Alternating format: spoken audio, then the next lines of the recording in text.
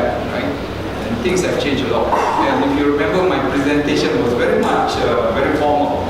I was reading from a text, because it was an international conference. I thought today was I'm going to do a little bit different. My content will be the same. The fact that I'm going to use PowerPoint, lots of videos, but I also want it to be interactive. So my plan is that maybe at the end of this session, or you can stop me anytime. You can ask me questions and answer. I understand that majority of you are from the faculty members. I asked Prof what is their average age. He says 40s. I don't think so. I think looking at you guys, more like 30s, right? Mid-30s, something like that, which is very interesting. You have a very young faculty member. My plan is to share with you some of the experiences that I had. I don't do this quite often as I wish. Most of the time now I talk to bankers and financial experts because I run a public listed company. Right? But this is my passion. Now I spend only 3 days at my office, and the other 2 days is for me to do things that I enjoy most. One of it is my CSR. I'm going to share with you some of the things that we are doing. And of course, teaching and learning, which again, things that I love and I enjoy very, very much. It's just that it takes a lot of time to prepare this kind of lecture, which you can. My lecture typically, like I said, consists of a multimedia presentation, and I need to have a lot of sources in order to prepare this kind of lecture. But let me start the presentation. I think I've got to go here. Okay. This was the title that was given to me, right? Keeping up with the digital natives. Kemudian saya ingat keeping up with the Kardashian, tapi tak for digital native. But for your information, this digital native, they don't use that terminology anymore. Now they like to call them millennials, right? Used to be digital natives, then before that we have Gen X, Gen Y, and now I think the terminology that they will that is currently being used is millennials, and I think I will use millennials throughout this presentation so that you know the context, right? So this content, my content is, I have a trailer. Let's show you what I mean. A little bit about me. If you showed it was mentioned so that you understand my background. I'll go into the changing world and the expectation, because the demand from everybody, I think the pressure you guys are in, I'm glad I'm not a paid lecturer now, right? I don't think I'll enjoy lecturing if I got to earn money for it, right? I don't have a boss now, I'm my own boss. No one can tell me what to teach. I say what I want, right? I don't earn a living from teaching, right? I will share with you some of the issues and challenges, and then maybe give you some of the narratives and the ideas and the vocabulary of what I think the future should be, especially in education. The background is that last year I spent 6 weeks. Remember, I'm a CEO of a public listed company, but I asked the company to allow me 6 weeks to do my sabbatical at MIT Media, right? So because I enjoy teaching, I went there to get a lot of ideas, and I want to share with you some of the, like I said, the narrative, the vocabulary, and the ideas that I get from MIT Media. And then we will conclude the question and answer, if you don't mind. Right? So trailer, I just got back from London last Sunday, 3 days ago, and I had an opportunity to, whenever I go abroad, I was there for 7 days. This is what happened. I went to the summer exhibition, the Royal Academy of Art, and they also have the David Hockney 82 Portraits, 1 Still exhibition, right? Just to show you, right?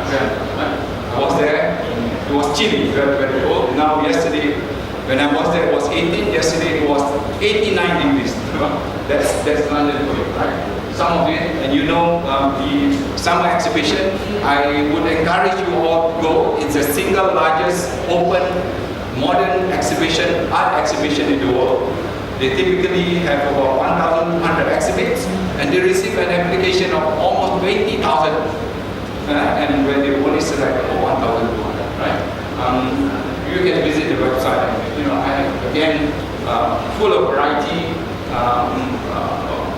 I think the dynamism and the openness on which everyone can express themselves, from art, photography to sculpture, and everything in between, right?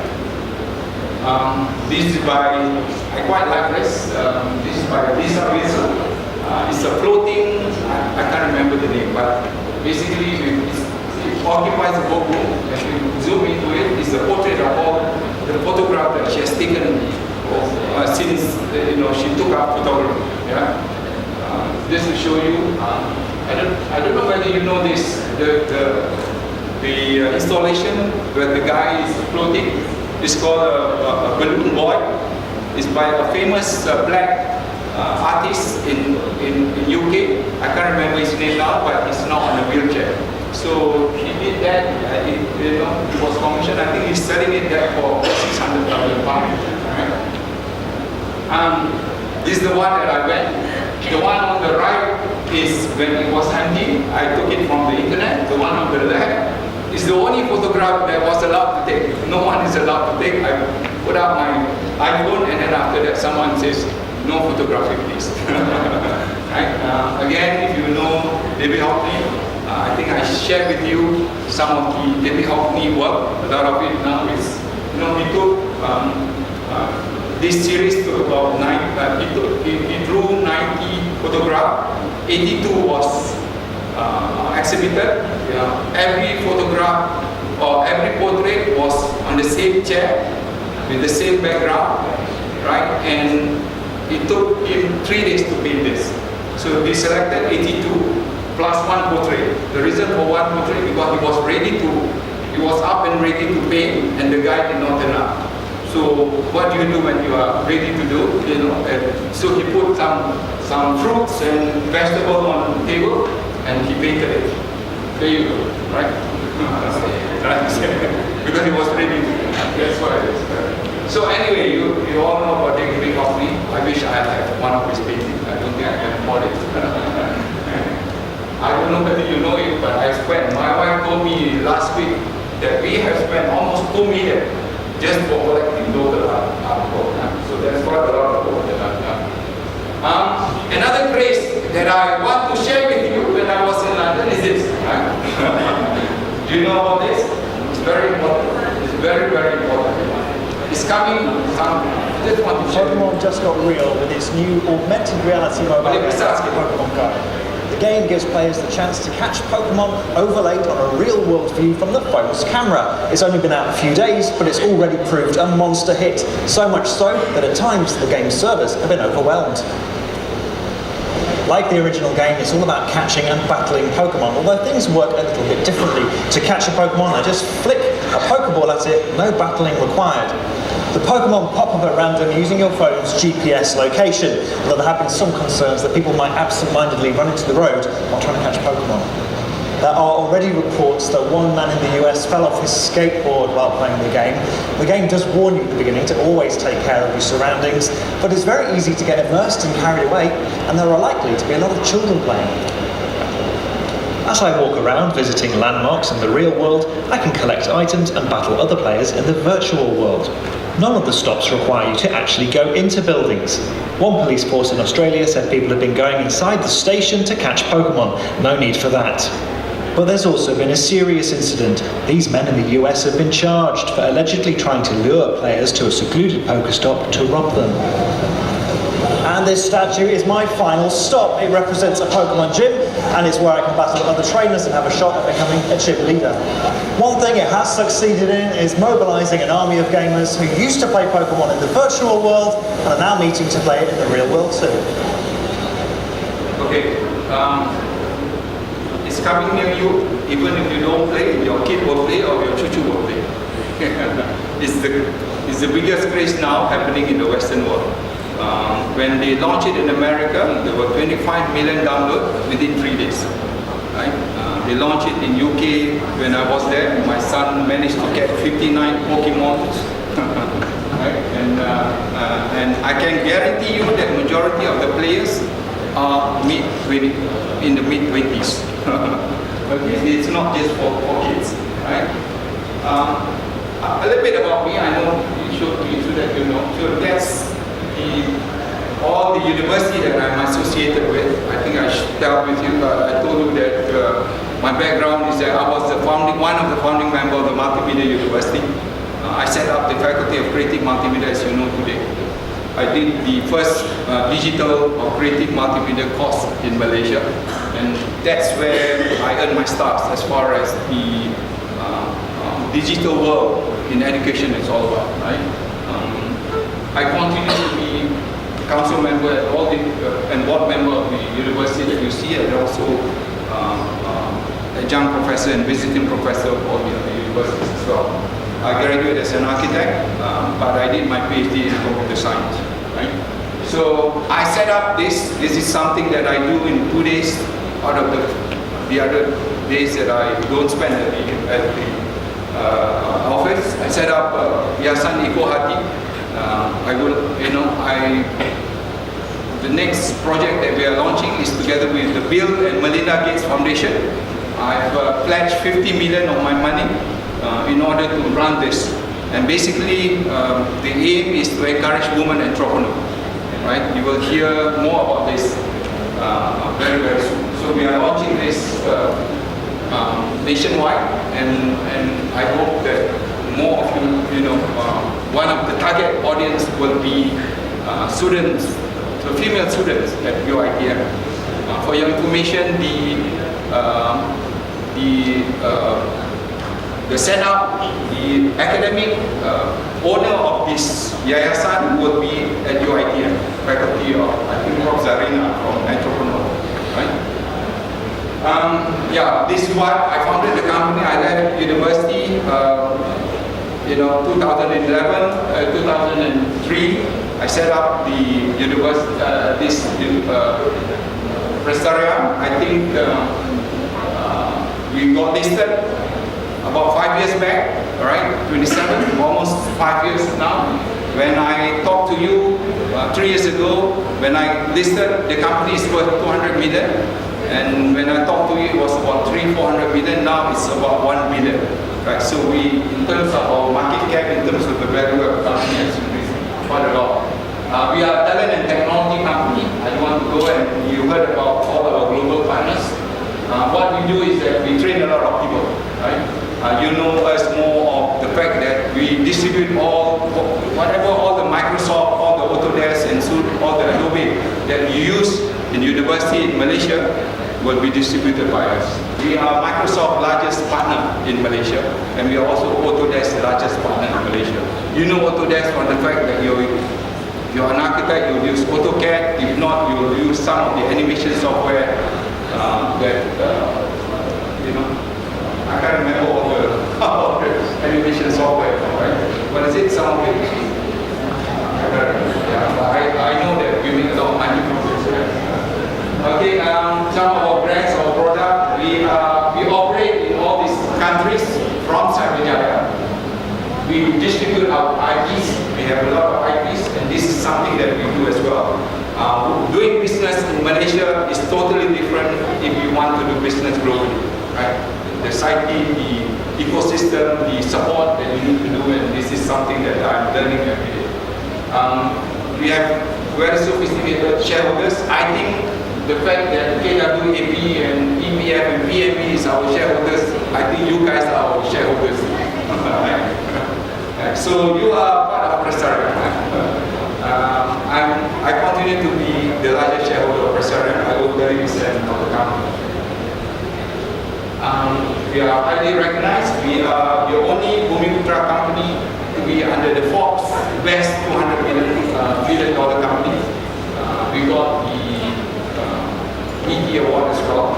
And we are the only, again, company who are listed in the part of what they call FTSE for Good. Right? You see, Prestariang is the smallest company in this. The rest are Petronas, Telecom, Shah, all those people. So we have done well from the corporate perspective. I said, most of the time, I talk to bankers more than I talk to people like you.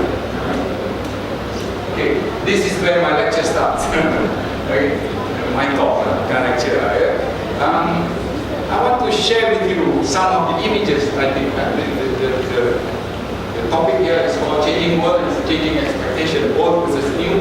You know, who are these millennials? I think the topic that you gave me. And look at some of the data or analytics about this millennium, right? So this is something that we all familiar. That's why I asked you about your age. I think we all familiar. The games that we play, right? Life was easy and simple that time, right? My last thing, like I still remember. Very relaxed. I wasn't that lucky because I was born right in the middle of Malacca town. So I go to so kampung, I don't understand kampung, right? But you know, kampung mountain is just close to the closest kampung that I have experienced, right? We used to be great ones. Our film was #1. Remember, our football team was #1. In fact, our education was also #1 at one stage. Sekarang ni kita punya ranking for PISA, right? If you know, we are lower than Zimbabwe. There's a reality. No, we laugh about it, right? Our PISA ranking is lower than Zimbabwe, even though we spend higher than Korea. Ini masalah kita. Tapi tak apa. I'm not here to address this. There's another one. We try to pick my brain on others, and something that I'm working with in Kira College to assist the government to see how we can increase or at least improve our PISA score, right? So I think this is what we are, and these are the things that we relate to, right? The digital photography. I've got to go into the dark room. I remember counting elephant, 1 elephant, 2 elephant, 3 elephant. Right?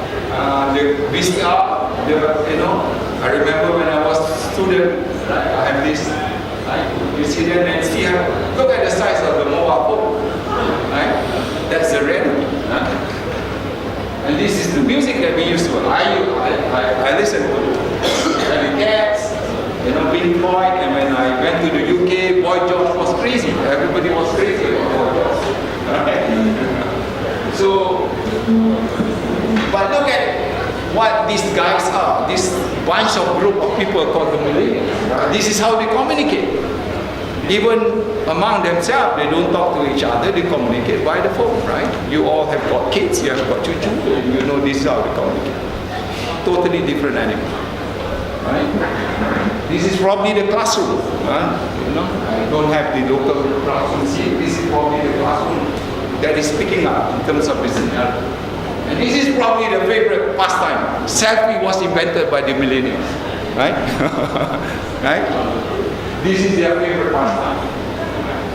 And you know, if you compare to what we were in the kampung, my Guni, my Gasim, I don't think any of them understood what we are. So the narrative, the conversation that you guys should have, I think it's important that you understand where they come from. Right? This is probably the brand that they associate with. Right? Starbucks, Waze, Uber, YouTube, Sumo. And do you know that all of this is only happening in the last 10 years? These brands, yeah, this brand is only 10 years old, no more than that. Not many people understand this, right? The last 10 years, all of these brands pop up, right? And I think they will be around for quite a while. Right? So who are they? I pick up, I went to the internet, this one. I thought this is the best way to show you guys is by graphics. They are those who were born between 1980 to the year 2000. To the year 2000, yeah? If you are not part of the 1990 to 2000, then you are outside this group of people called millennials. How many people are millennials? May I know? Belakang semua. That's why the paling bising sekali. In the US, I'll show you that they are the largest generation, and that's why everyone is going after them, because they are also the future. Right? They grew up alongside technology, we all know that. They grow, or they live on Facebook, on Twitter, on YouTube. I show you some of the brands, right? And social media or social network is the dominant factor upon which the platform they communicate, right? Do they matter? I think they should, because like I said, they are the single largest group in Malaysia as well, and there's a lot of research said they're going to make a lot of difference. The difference that they're going to make will be multiplied compared to what we did when we were at this age, right? It says that they're confident, they have high expectation, and they are very much achievement oriented, right? So this is Malaysia. We don't have that many data. This is something that I got from the start, right? More importantly, you should see that those age group between 15 and 34 make up the highest portion of our population, right? 10.8 million out of the about 30 million population. Though they are the bottom. Politicians are looking at it simply because I think they will determine the next election, for example. Marketers are looking at it because they use a lot of digital devices where they can target using big data how to make sure that they spend more money. I think that's the bottom line of everybody who's doing market or advertising, right? From Malaysia, this again, there's a lot of data. They say that the Gen Y, they don't have the millennials, but the latest, the process is Gen Y. I got this slide. Probably you can share this slide to everybody. Yeah? Because this slide is cool. Right? They like to work, play, they have fun, right? They enjoy networking, all of this, right? They're independent compared to. Remember, a lot of us, when we do, why I want to show you is this. A lot of those who develop your curriculum are from the baby boomers. A lot of decision makers are baby boomers. And yet, the impact of the baby boomers' decision making will be on the Gen Y or the millennials, we call it. So you need to understand that better, I think. Right? If not, then there will be a big gap between expect what you want, the baby boomers in your curriculum, and what is the expectation. And therefore, when you don't, there is no synergy. When you don't dovetail, I think that's where the problem lies. Right? This is another state, 91%, right? It's 96 hours per month they spend on the digital network. Ini real. I think maybe Malaysia lagi tinggi because the biggest user of Facebook in the whole bloody world is Malaysia, right? So maybe this one is, Malaysia punya statistic is even higher, right? Betul tak? Tak belakang tu. I'm looking at them, whether this data is right?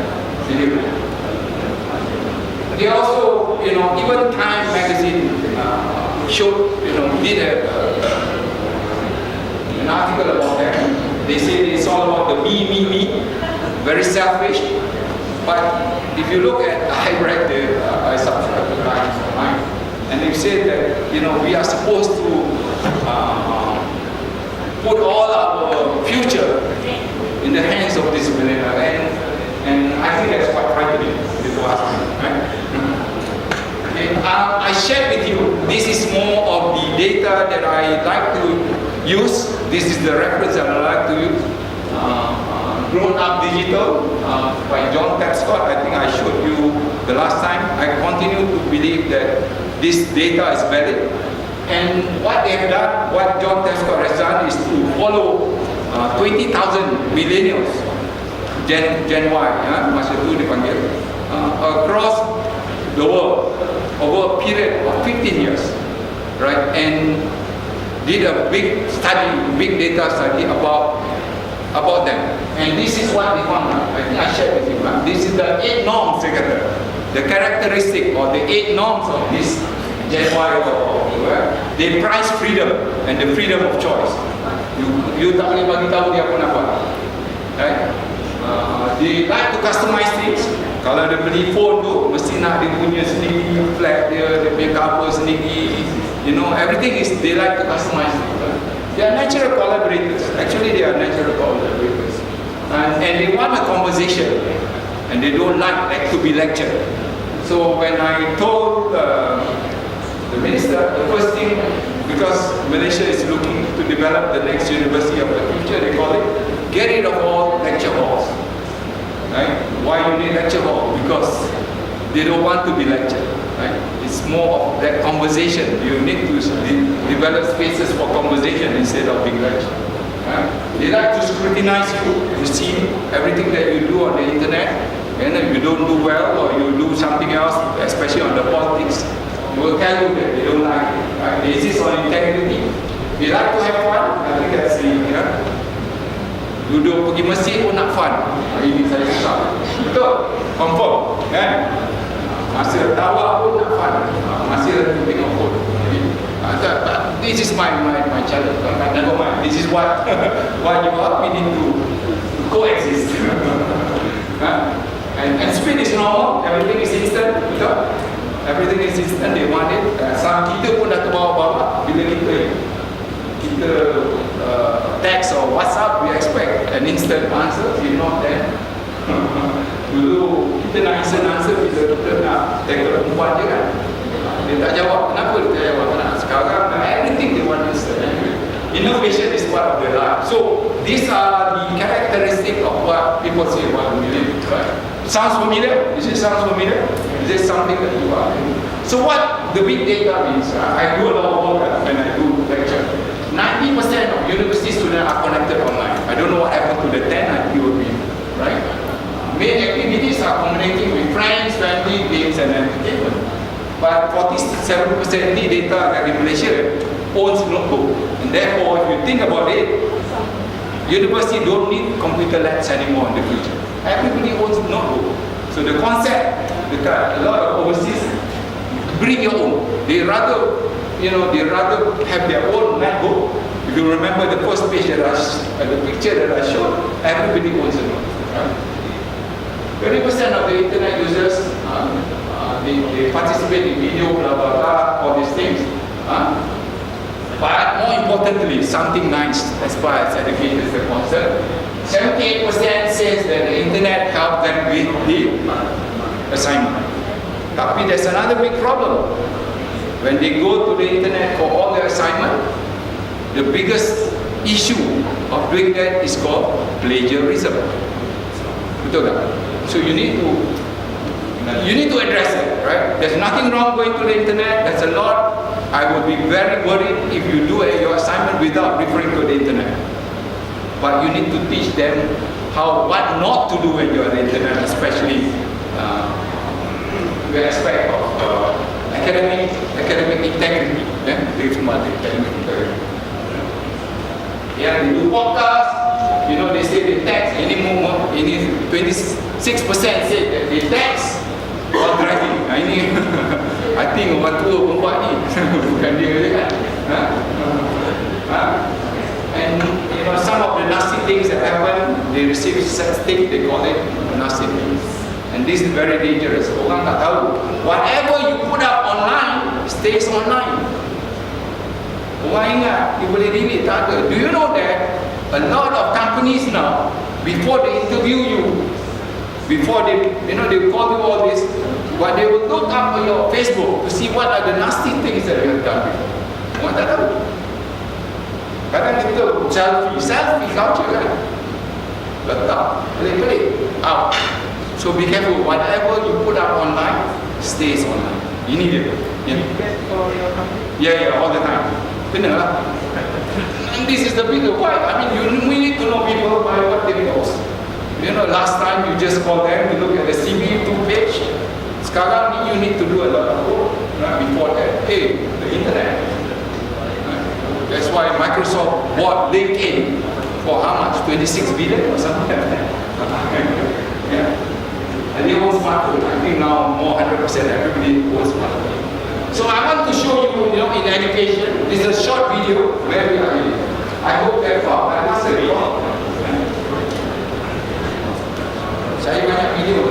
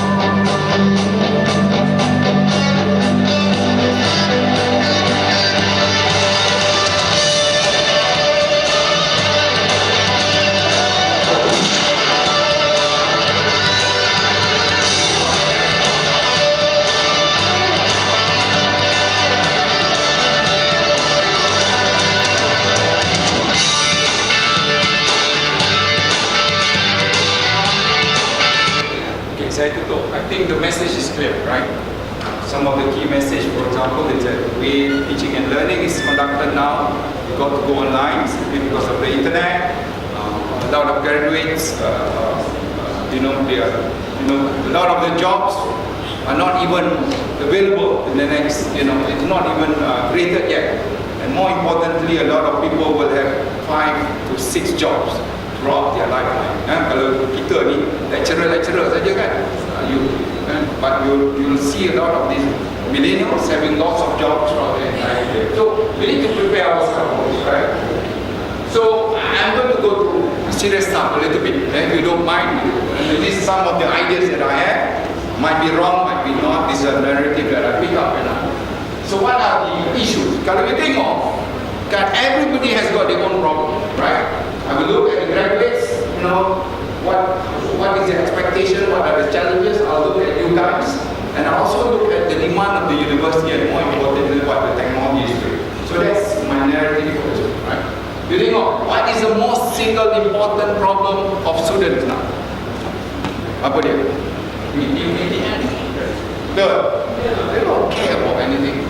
Even before they start work, dah kena bayar hutang. Dia tak kerja pun kena bayar hutang. So this is the reality. You have to, kita juga. This is the problem. So why should we go to university? A lot of people in US, the number of people that is outside the university is more than inside the university. People are therefore questioning, why should I go through these 4 years of education? At the end of that 4 years, I'm burdened with 100,000 worth of debt. Wow, ini dia punya reality. You have to be careful. So the ROI of going to university, and then they, after all giving all this loan that they're taking, they expect everything to be free. Betul tak? Dah bayar RM1,000 dah 4 tahun. Bila universiti kena bayar lagi. So these are the demand. I think that's the reality. And of course, at the end of the day, can they be employed? Betul tak? Masih lagi 20% of them. So these are the demands and these are the challenges. And of course the question is, how much can I earn? Because can I service?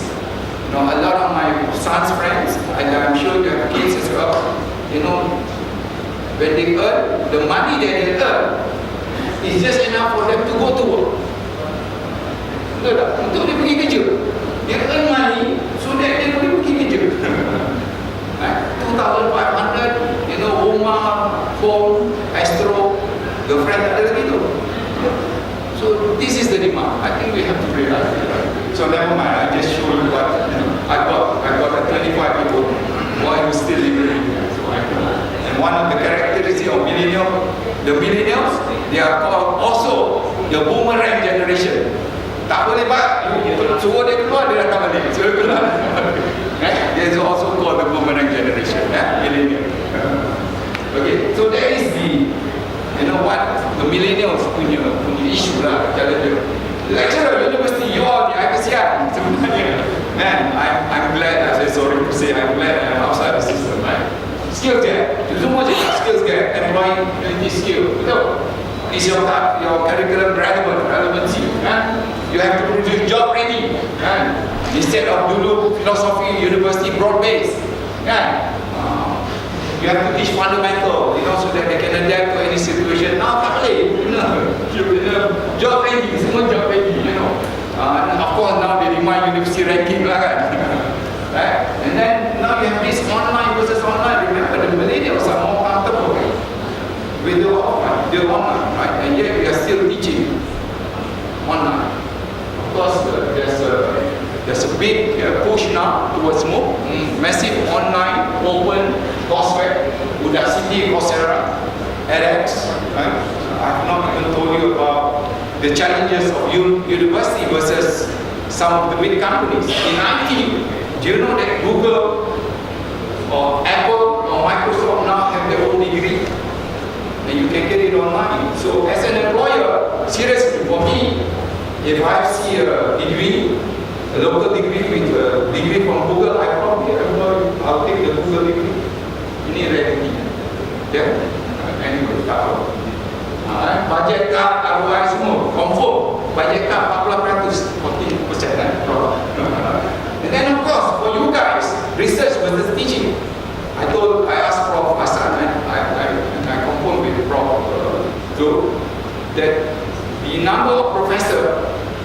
the least number of professors in the whole university is this faculty. Betul?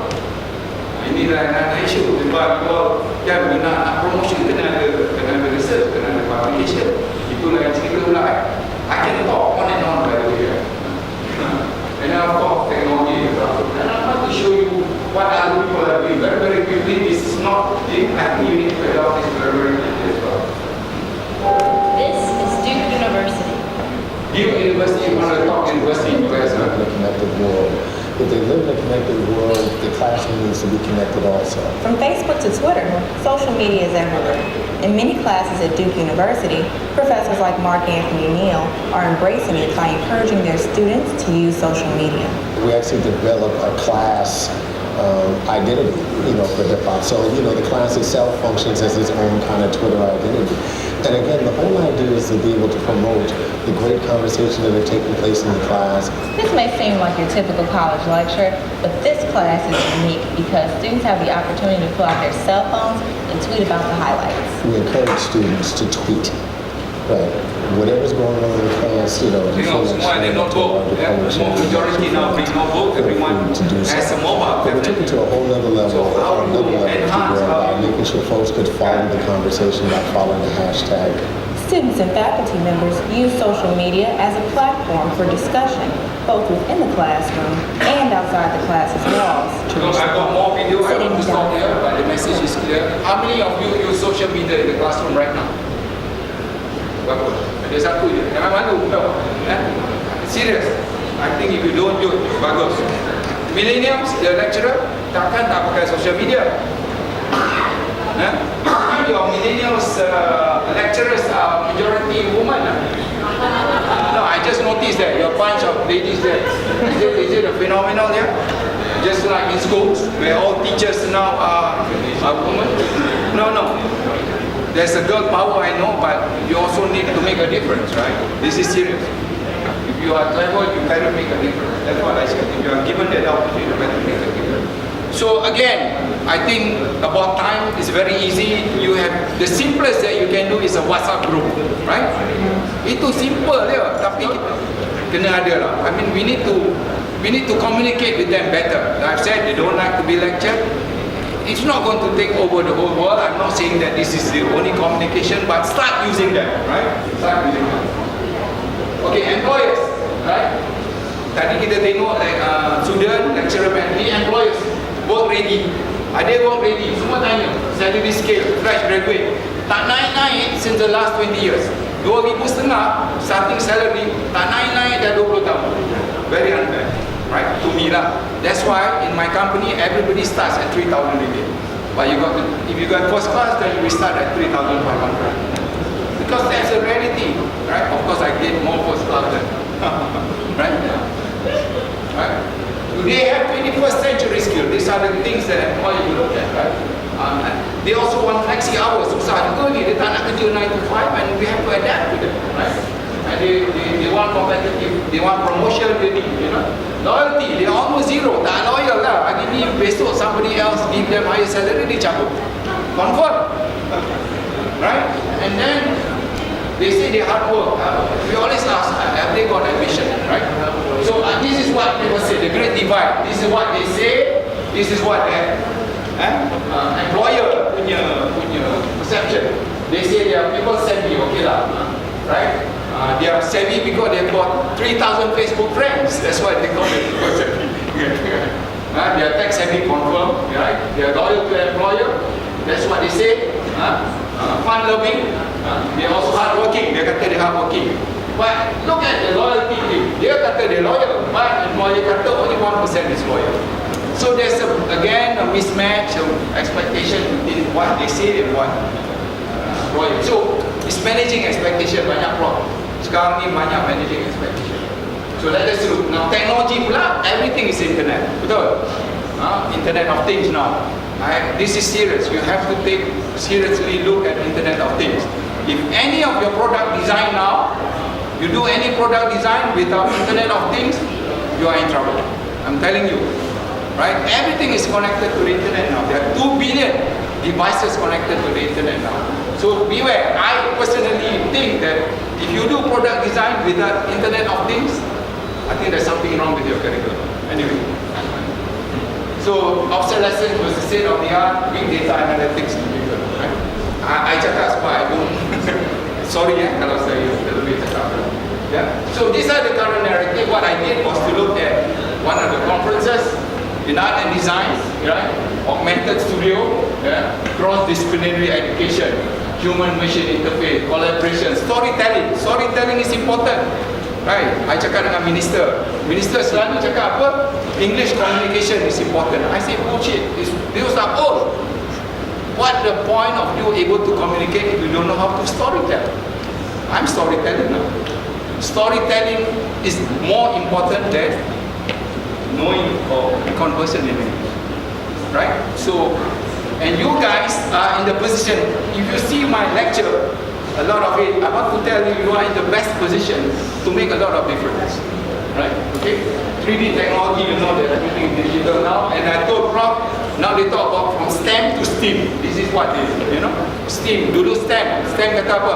Science, technology, engineering, mathematics. But in the US, what is missing in this 4 letter is the word called art. Again, I told Prof, you better push this because you can make a difference. Right? Without art, because they are only looking at the left side of the brain without looking at the right side of the brain. You need to have a balance. I'm quite lucky, I have a balance. I do architecture, but I also do programming. Right? So how do we react? So does it make sense so far, my lecture? Faham? The platform. Ya, saya tadi nak puasa tapi saya tak boleh. Tapi lagi puasa nak. How do we react?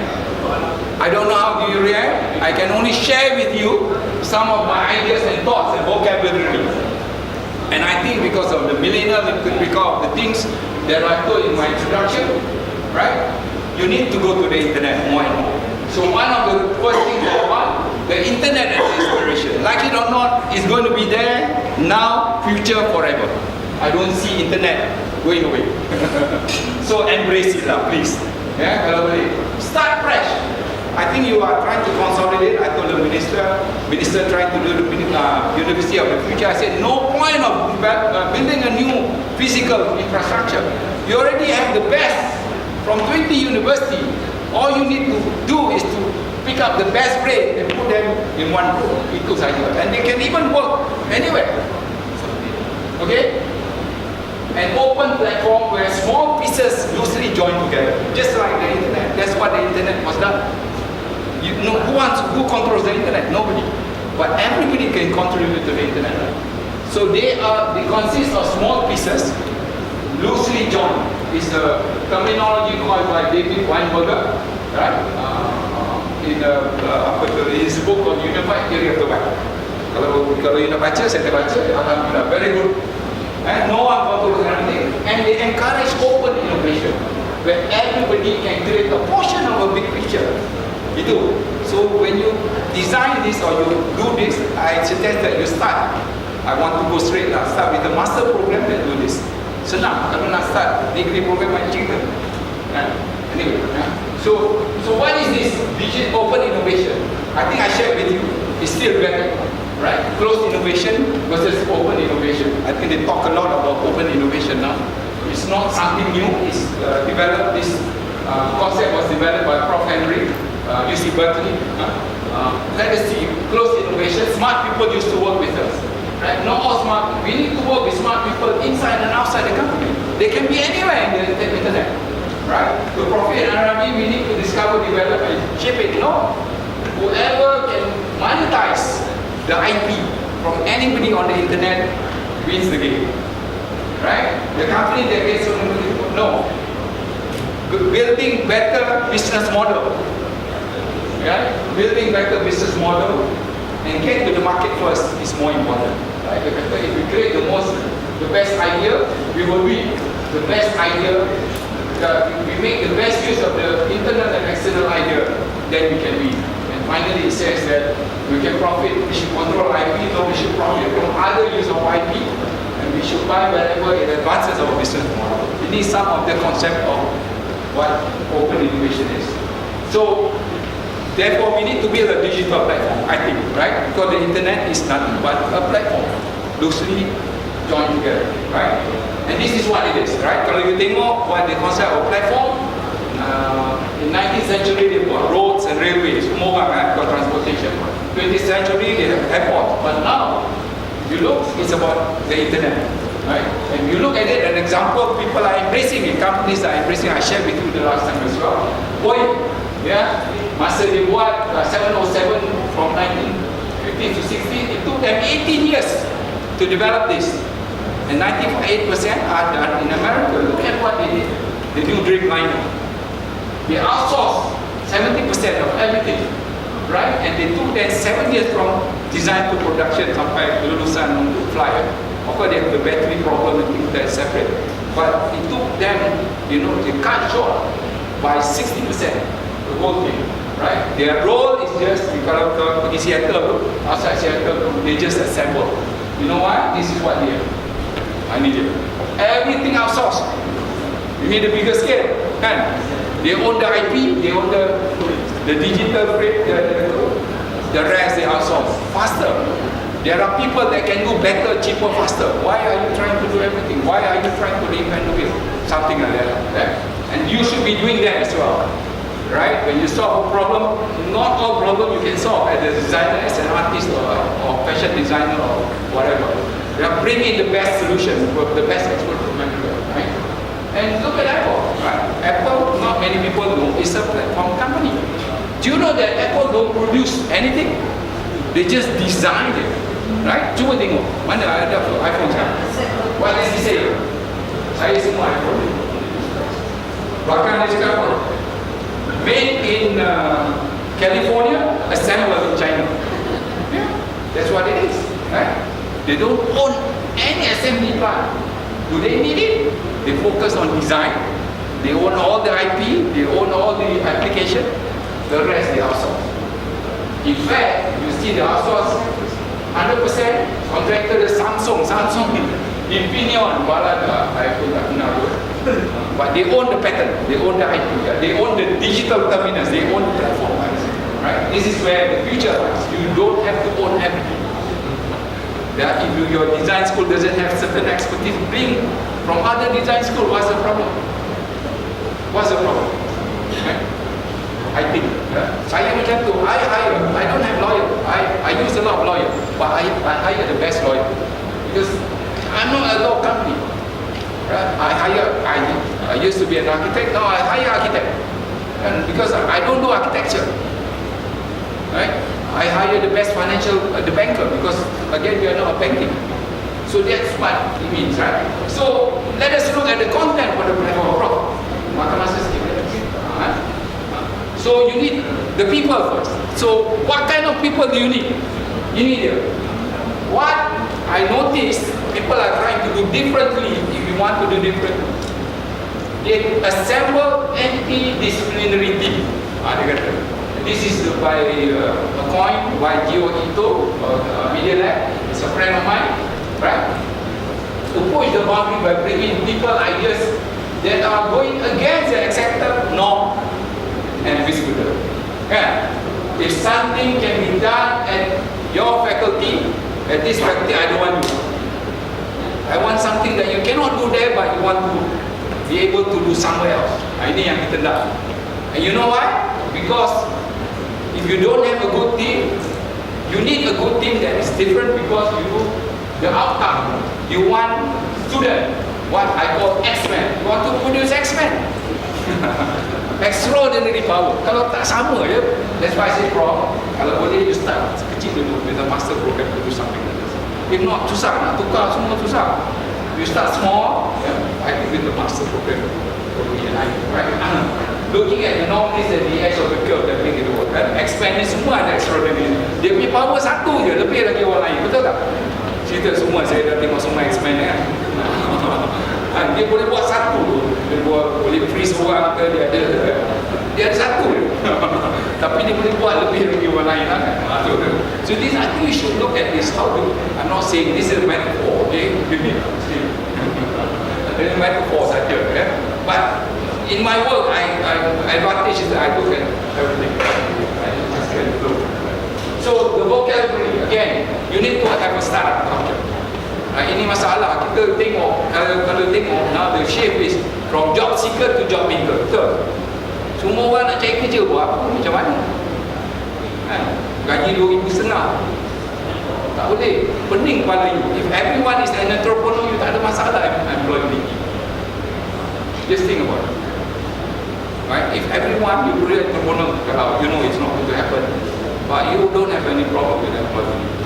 Anyway, but to do that, lecturer kena start lah sikit dulu. Right? A lot of universities now around the world, all lecturers has got company. Right? And MIT, the School of Business, the lecturer must start the company at the beginning of the semester together with the student. Then you know the pay. Not easy, by the way. Not easy. I got a lot of companies, not all are successful. But you need to try, because that's what the demand of the millennials are, right? They want to have all this fun, they want to be their own boss, no loyalty, I think the reality. And then you need to define your USP, kan? I think marketing, orang tahu lah kan? And the USP, I think should be about uniqueness. What is the uniqueness of your graduate? What is the impact, but more importantly, what is the X-Men? What is the magic that this graduate can produce? Kan? Pada saya passion lah, ini dia. And then, again, this is something that I look. Kalau tengok saya punya CV, I lecture in a lot of universities. There are, you know, and my problem now is this: when I talk to students, they are not ambitious. Ini dia, right? Semua nak cari cukup makan. And you know why? Sorry to say, a lot of them are not ambitious because the lecturers are not ambitious. Bagi problem kampung.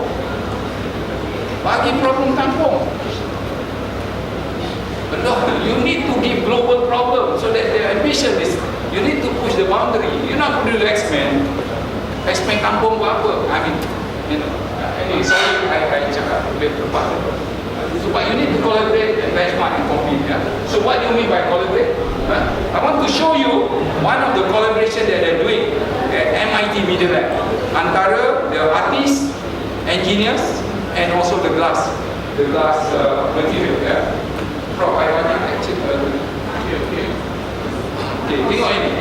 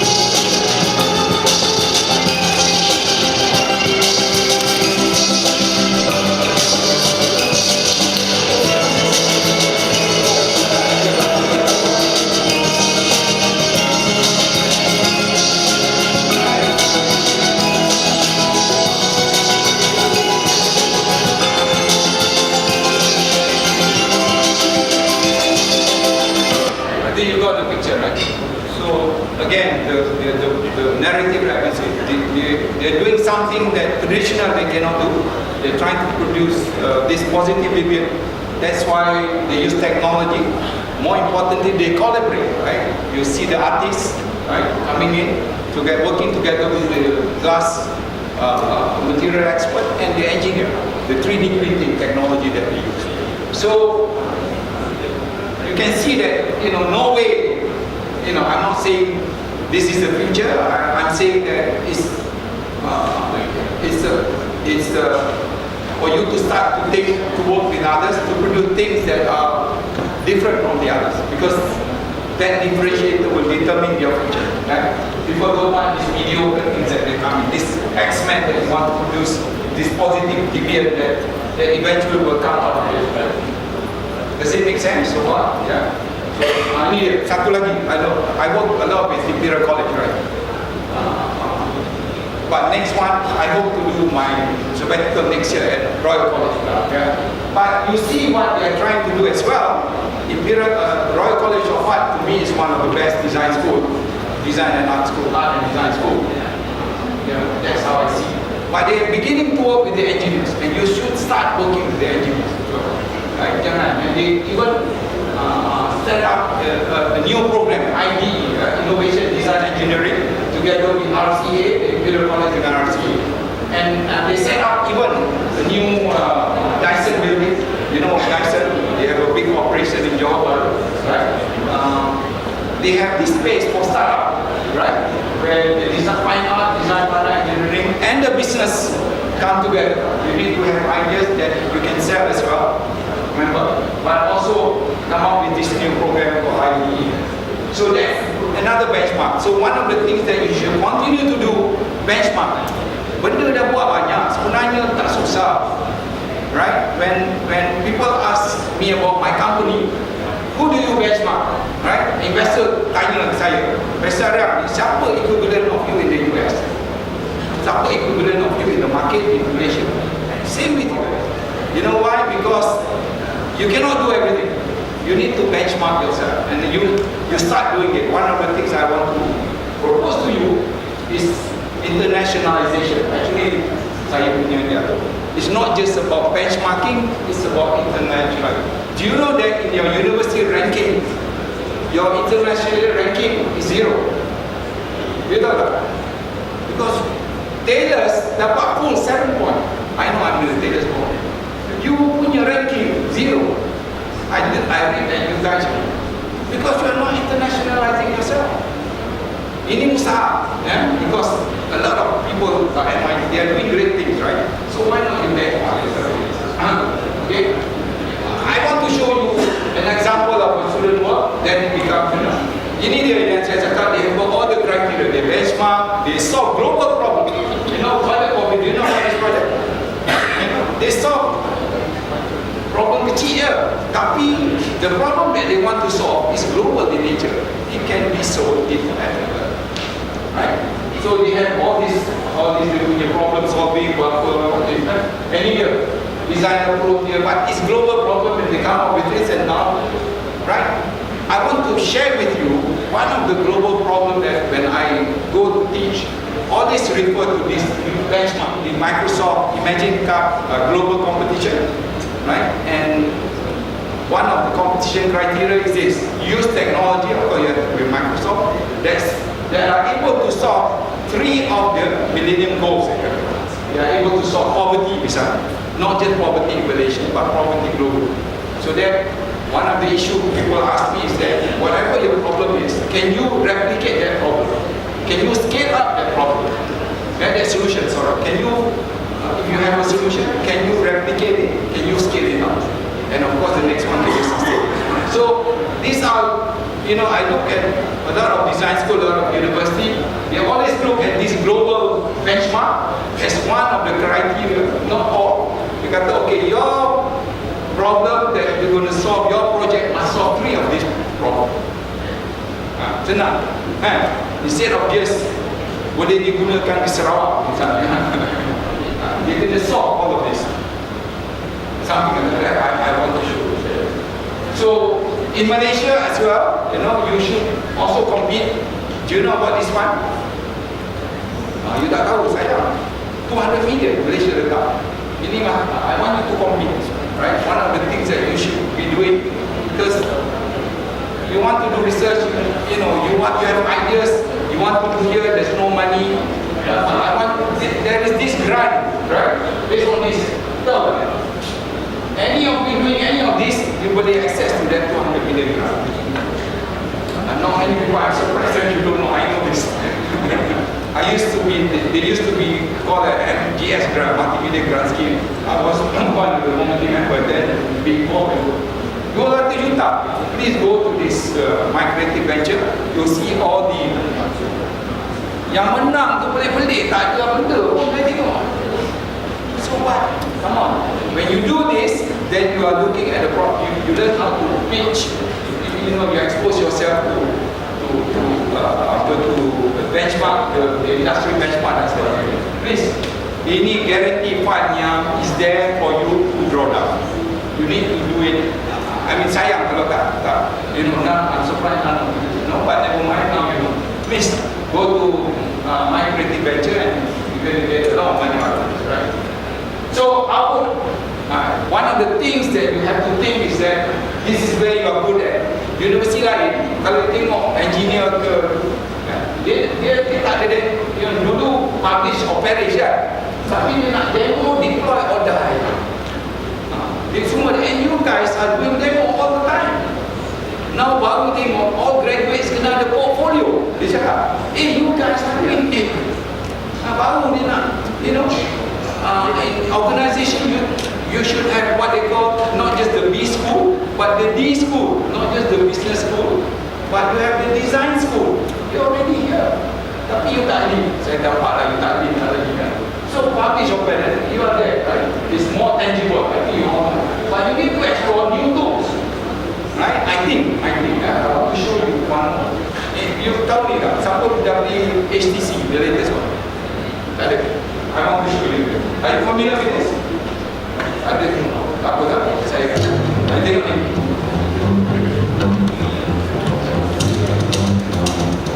GESTURZ is a virtual reality application. You can play it in front of you, on the side, and create amazing artwork in 3D. What I really like to do is take a subject and kind of tear it apart and break it up into kind of a collage of different styles and textures. To all of a sudden be able to take a brush stroke and whip it over your head and then whip another one around it. It's amazing. The piece I'm creating today is allegorical. What really struck me was the ability that this has to be a platform for installation in museum and gallery space. A series of calligraphic, more abstract line works, like a 2D image. You take it into virtual reality and you're basically sculpting your drawing. Parte de mi trabajo tiene que ver con la caligrafía. Básicamente tenía una idea que quería hacer, pero ya cuando entras al espacio virtual, en ese momento empieza a cambiar todo. It's a new platform, it's a first. There's so many things you can do with it. Definitely going to revolutionise how people view immersive artworks. It's the kind of thing a lot of artists daydream about, but it's never something you would imagine to be real. Saya ada satu lagi, but I don't think I want to show you because it's about. Have you seen this? It just launched in April. I think you guys should start looking at it because the next platform will be virtual reality. Facebook of all companies bought Oculus for $7 billion. Oculus is a virtual reality company. Just explore. I'm not saying that it will do everything. Just try. There's another slide that talks about this guy, Disney animator. He uses it. This is another interesting guy. He's an old guy. He's about 65 years old. He develops all this Disney character and they start using it. Next one is that, this embrace the maker movement. Kalau you tengok dekat US now, MakerCon, the last MakerCon conference in New York was attended by 20,000 people. So is doing, you are already doing it, right? This is the narrative that everybody in education talk. University must promote the maker movement, the graduate come up with the portfolio, the graduate can show, can deploy. Ini you dah buat hari-hari. Betul tak? Nothing new. Nothing new. And yet, for them it's new. These are the you're already there. Other ideas you should explore. Mentoring, I think you shouldn't be lecturing now. Right? The role of lecturer, I think, has to change. Right? What they also call producing T-shaped graduate, not just the X-Men, but also those with the breadth and also with the depth. They call it so that you can join together and make it a very strong bond. And they call it T-shaped graduate, right? The depth and the breadth. Of course, unstructured learning, the way you teach must be different as well. Now in MIT, you know MIT is famous, right? Do you know how they evaluate whether the student is successful or not? When they apply for a job, they don't say that they're from MIT. Buang you punya degree ni. Boleh tak you dapat kerja kalau you tak cakap orang you're from MIT? Ini dia. The benchmark dia lah kan. Kalau orang tahu you MIT, guarantee dapat kerja. So the benchmark is different. It's positive behavior. Tengok lain. Kita ni kena tunjuk, oi, bukan tu saya anak datuk ni gitu. Anyway, storytelling is key now. The narrative that we are looking at education. So please attend this. Have you attended this? Please, I don't want to Telegram. Please attend this. There's a video on it. I think the next one is coming next week on the 24th or 27th in Anaheim, California. There's a good video. I want to show a little bit. Sikit. You don't mind? I show sikit about SIGGRAPH. The SIGGRAPH 2015 Hybrid Craft Exhibition showcases craft techniques and values in contemporary digital design. The following are 15 works from skilled makers. Inspired by the re-acoustic e-guitar, this wooden instrument was crafted based on the 3D printed guitar concept. These instruments are designed so that most of the components can be produced with digital fabrication tools, such as the laser cut folding ukulele. By using 3D printed parts and aluminum tubes, this work empowers novice makers to construct their own bicycle frames using a comprehensive kit. These examples of the creative use of computer-aided manufacturing and CNC incorporate traditional Celtic craft values with digital technology. Combining 3D printed puzzles with wearable jewelry, these puzzle rings are not only meant to be admired, but also interacted with. This copper electroplated SLS nylon bowl was achieved by creating form-building software. This porcelain piece combines digital design and production methods with hand drawing, traditional slip casting, and hand-building processes for high-fired porcelain. Using a free-fall slumping technique, this you got the point, right?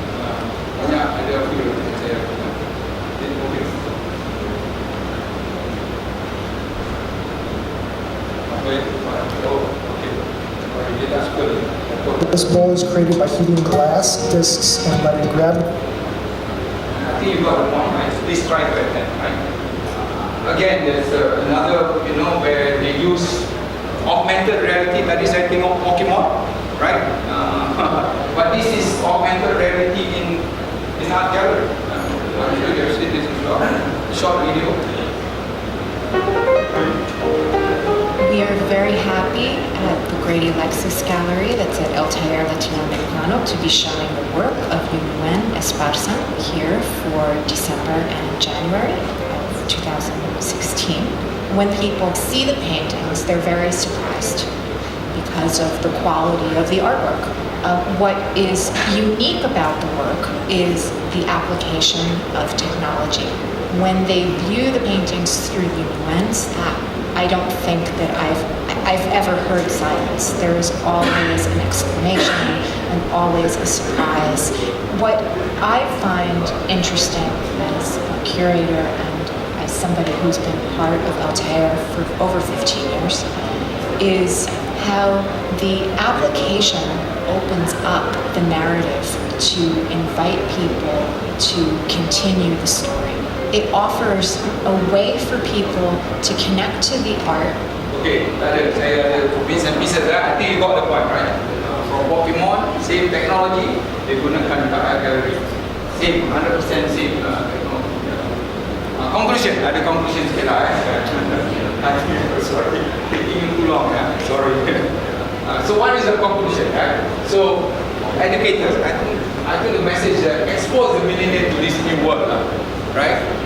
I suggest that please, if it's not new ideas, new tools, new research, new business model, new boundaries, and more importantly, new realities. That's my For universities, I think it should be a place for millennials to discover their dreams, right? And passion, a place that open up possibilities, which is in line with the first statement. And also a place, at the end of the day, we need to teach them how to live and die, right? And more important,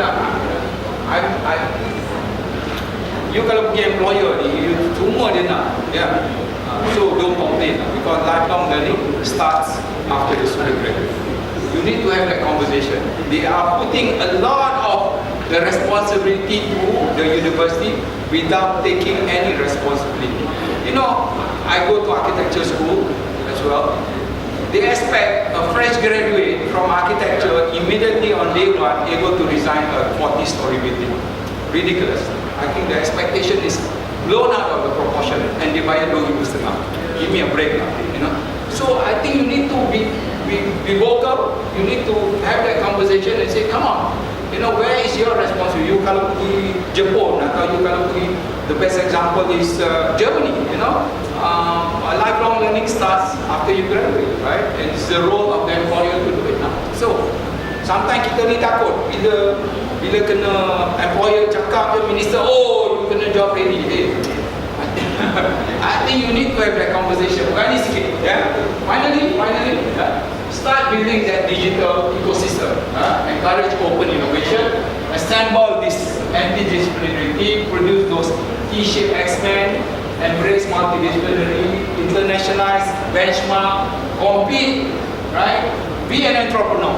Right? They have that magic USP, right? Be a leader in the move. You know, you're already there. You can be a leader. Embrace technology. Be a mentor and encourage storytelling. Finally, start now to encourage incremental. I know that you cannot start fresh innovation where the whole will eventually be the sum of its parts. With that, good luck and thank you very much.